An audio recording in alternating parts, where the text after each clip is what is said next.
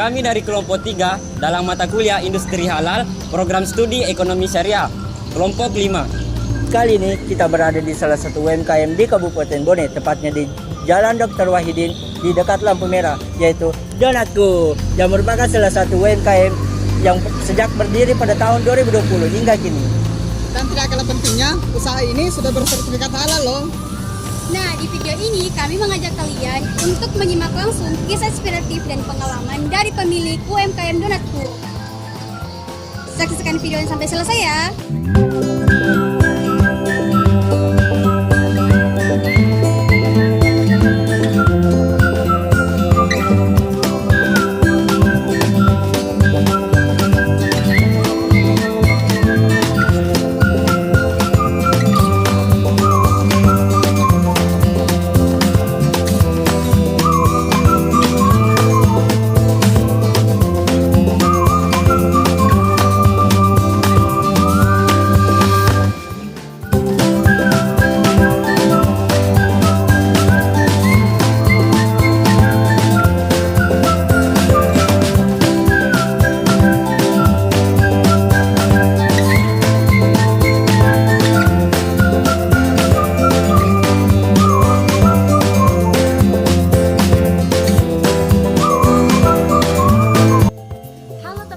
Jadi sekarang kita lagi bersama owner dari usaha Donatku.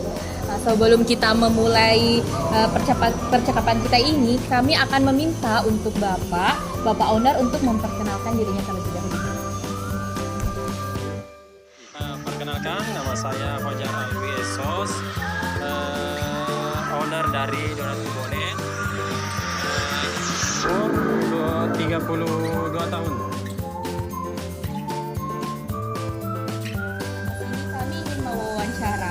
Bapak seputar beberapa hal terkait usaha Donatku yang Bapak mulai ini, mulai dari sejarah berdirinya, prosesnya dalam mendapatkan sertifikat halal, bagaimana proses produksinya berjalan, serta harapan-harapan Bapak ke depannya untuk usaha ini.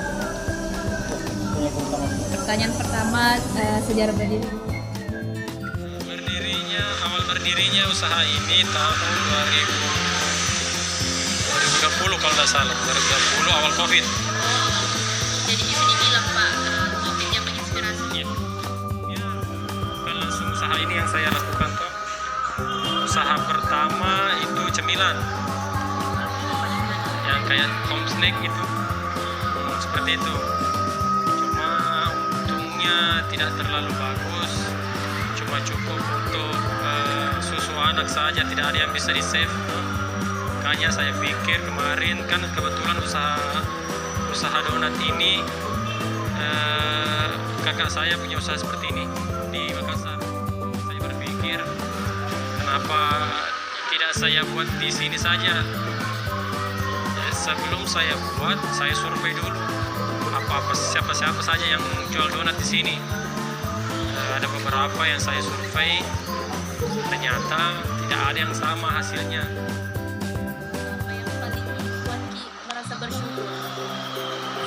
Dan bisa bertambah. Yang paling buat kami bersyukur itu kita waktu di Makassar kan kita kerja di orang, sekarang bersyukur sudah bisa kasih kerja orang.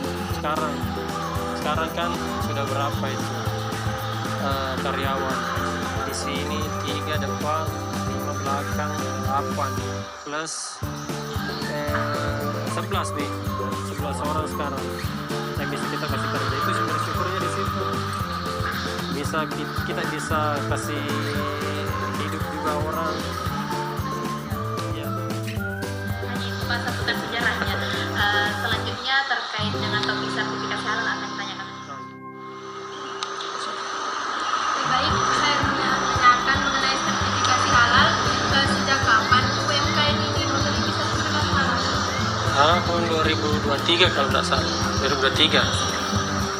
Karena kemarin kita langsung diajak sama Dinas Koperasi dan UMKM. Mereka yang handle semua kemarin. Mau dari NIB kan dulu izin usaha dulu namanya. Jadi NIB NIB, terus PIRT. PIRT itu mesin usaha juga. Terus halal. Halal semua dihandle sama Dinas Koperasi dan UMKM. Berapa gitu. NIB, PIRT langsung aja keluar. Mungkin 10 menit aja pas didaftar toh. Halal itu 3 bulan keluar. Karena disurvei memang juga dulu bagaimana proses produksinya, apa-apa saja bahan yang dipakai, karena harus memang betul-betul yang higienis, yang halal memang. Jadi setelah disurvei 3 bulan kemudian muncul sertifikat halal. Nah sekarang masih dalam proses pendaftaran HKI merek. Itu penting juga HKI-nya, brandnya, karena jangan sampai nanti nama tak besar terus tiba-tiba dicaplok orang, mereka daftarkan, kita tidak boleh pakai nama tak, padahal kita yang lebih awal pakai. Apa alasan Kak memutuskan untuk mengurus sertifikat halal? Karena sesuai kemarin arahannya Kementerian Agama, semua UMKM harus tersertifikat halal karena jual belinya ke masyarakat. Jadi harus kemarin per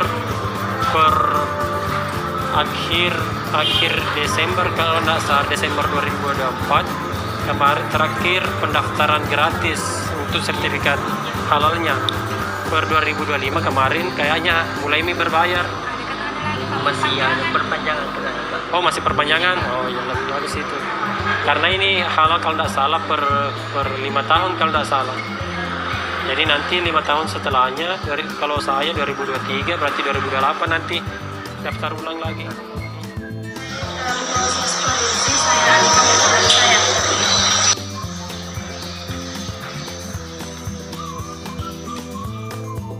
Pertanyaan pertama, produk apa saja yang dihasilkan oleh usaha ini, Pak?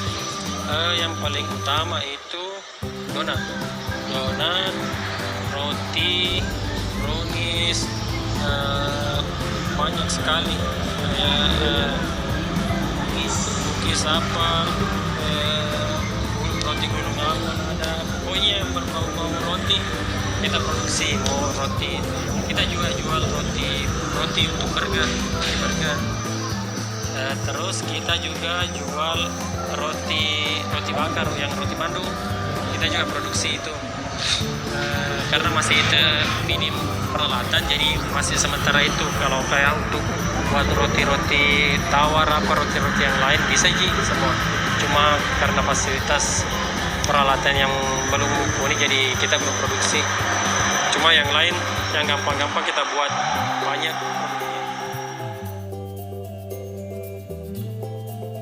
Banyak ditanya disebutkan Pak, produk apa yang paling unggul atau yang paling diminati oleh konsumen? Sesuai dengan nama donatku, donat yang paling utama. Omsetnya per hari bisa biasa 2-3 jutaan per hari. Itu donat yang paling utama kalau dari kita. Tidak keberatan Pak, tahu juga dari salah satu produk yang diproduksi, bisa dijelaskan secara singkat proses produksinya? Proses produksinya itu kalau untuk donatku mulai dari awal, dari bahan mentah. Terus ini kalau donat, yang bedanya donat kami sama donat yang lain, proses produksi kita di donatku itu bisa sampai 24 jam. Nggak, orang biasa bertanya, masih panas Pak donatnya? Kita nggak jual donat panas, karena kalau panas kayak kapas saja dimakan. Ada proses produksi yang panjang yang kami buat, mulai dari di mixer, dari bahan-bahan mentah disatukan semua, dibulat, terus proses proofing yang mengembang, terus proses kita setelah mengembang kita kipas lagi supaya tidak kempes pas saat digoreng. Setelah digoreng ditiriskan lagi. Nah ini yang paling lama prosesnya itu antara pemisahan minyak dengan donatnya. Jadi kita produksi hari ini untuk dijual besok. Jadi itu prosesnya yang panjang, kurang lebih 24 jam proses, bukan 24 jam, kurang lebih berapa jam itu deh. Misal siang hari ini misalkan selesai digoreng, jadi besoknya pagi baru bisa dijual karena proses pemisahan minyaknya itu yang panjang. Karena makanya kayak kemarin ada beberapa customer yang bertanya, nampak ini donat tak digoreng atau di oven. Nah kita goreng terus kenapa tidak ada minyaknya? Nah, karena memang prosesnya yang panjang begitu. Iya, pemisahan minyaknya yang panjang itu. Kita pakai, memang orang kan biasa pakai yang begini, kertas minyak begitu. Kita enggak, kita pakai tisu. Memang tisu yang kita pakai tiap hari biasa sampai 5 sampai 6 pak tisu per hari. Biasa satu karton tisu itu bisa sampai.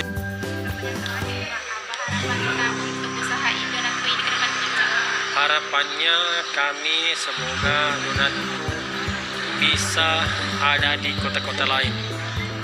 Ini kan sudah ada di Bone, ada 3 cabang di Bone, ada di sebenarnya 4. Kemarin yang di Jalan Biru kita jual tenannya karena lebih banyak pengeluarannya kita rasa ketimbang hasilnya.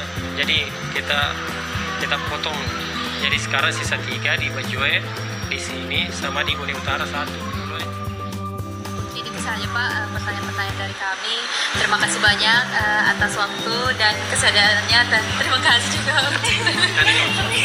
terima kasih. Selalu terbuka untuk mahasiswa. Terima kasih karena sudah mau berbagi cerita dan pengalamannya Pak hari ini. Semoga usaha donatku semakin maju, berkembang, dan menginspirasi lebih banyak orang, khususnya di kalangan UMKM halal. Kalau Bapak berkenan, kami juga ingin mengambil sedikit video Pak, suasana toko dan proses kegiatannya Pak di sini sebagai pelengkap dokumentasi.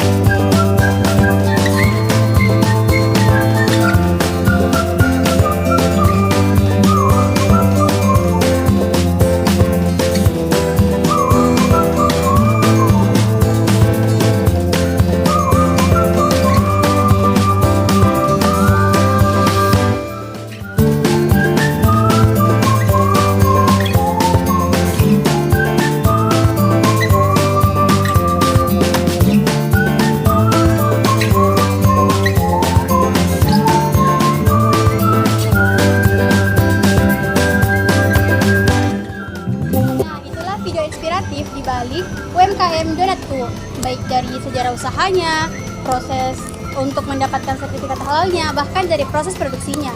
Semoga dari video ini kita bisa mendapatkan motivasi dan teman-teman bisa mendapatkan inspiratif untuk memulai usaha baru dalam produk halal. Jangan lupa like, komen, and subscribe. Dan sampai jumpa di video selanjutnya. Assalamualaikum warahmatullahi wabarakatuh.